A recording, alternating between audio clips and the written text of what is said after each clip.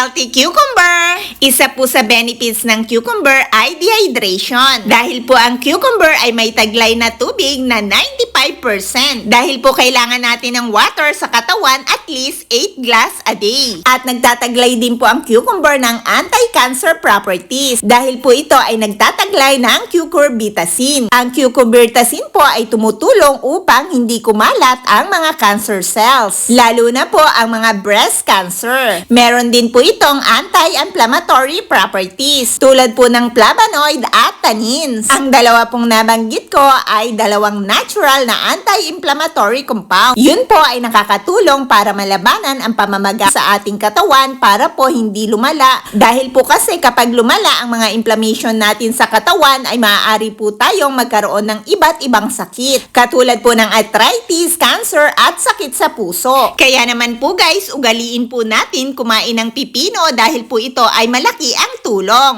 Always remember, eat enough and nutritious food to always be in good health.